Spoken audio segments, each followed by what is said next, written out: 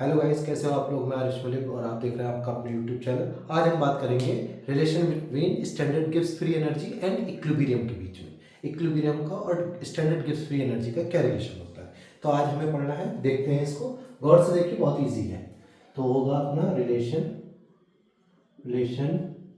Between किसका, delta G not and के क्या है आपका, इक्विलिब्रियम कांस्टेंट, इक्विलिब्रियम कांस्टेंट।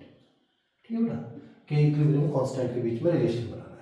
तो आपने पढ़ा होगा delta G gives free energy is equal to होती है delta G nought plus R T L N Q. ठीक है, एल एन क्यू होता है।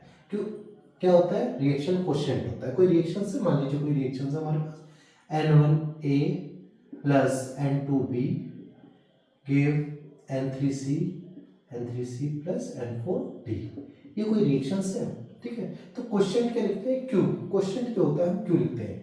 क्यू इज इक्वल टू आता है अपना C की पावर N3 इंटू D की पावर N4 अपॉन A की पावर N1 और B की पावर N2 होता है। ठीक है, देखो क्यू क्या होता है, इक्विलिब्रियम कांस्टेंट का ही एक एक्सप्रेशन होता है, बट ये अदर देन इक्विलिब्रियम होता है। ठीक है, तो एट इक्विलिब्रियम पर क्या होता है, एट इक्विलिब्रियम पर क्या होता है बेटा, इक्विलिब्रियम पर गिब्स फ्री एनर्जी जो होती है, गिब्स फ्री एनर्जी जीरो हो जाती है।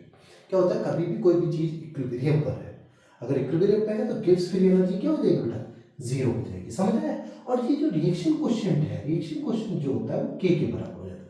किसके बराबर हो जाता है, के बराबर, इक्विलिब्रियम कांस्टेंट के बराबर। ठीक है, तो अब क्या होगा आपका, पुट कीजिए इस इक्वेशन में delta G is equal to क्या है, delta G nought plus R T L N Q. अब इक्विलिब्रियम की ये जीरो हो गया बेटा, ये delta G nought plus R T L N K लिखते हैं इसको इक्विलिब्रियम पे।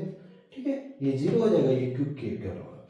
यहां से आता है delta G nought is equal to minus R T L N K. अब इसको या तो इस टर्म्स में होगा, ठीक है, ये रिलेशन ले सकते हो, बट कई बार क्या होता है हमें लॉग के टर्म्स में आंसर निकालना होता है, क्योंकि लॉग के टर्म्स में हमें चीज ज्यादा पता होती है। तो यहां से एक आता है, अब इसको कन्वर्ट कर सकते हो, delta G is equal to minus 2.303 R T log के।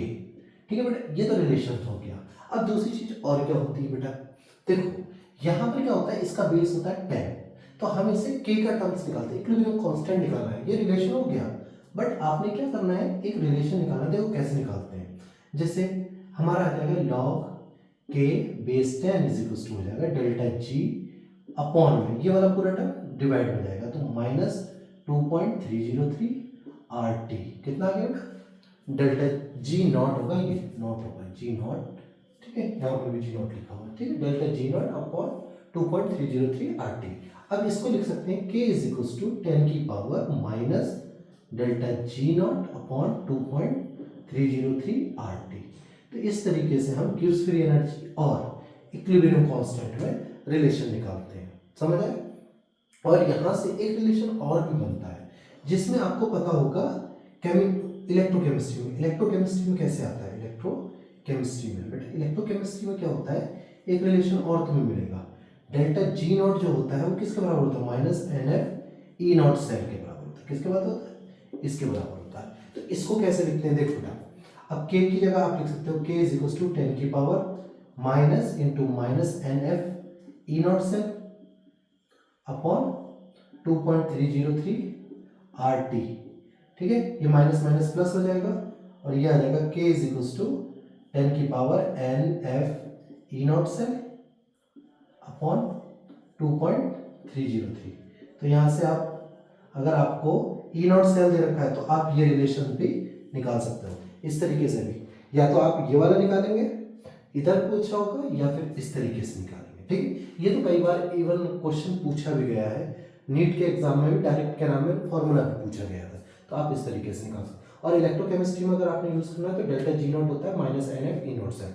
एन क्या होता है, number of moles of electron, F क्या है, फैराडे कांस्टेंट है, ई नॉट सेल क्या है बेटा, ई नॉट सेल है आपका स्टैंडर्ड वो ई नॉट क्या आएगा, स्टैंडर्ड सेल पोटेंशियल जो आता है। ठीक है, वो इस तरीके से पुट करोगे तो ये आ जाता है। ठीक है, ठीक है, मुझे उम्मीद है तुम्हें समझ आया होगा।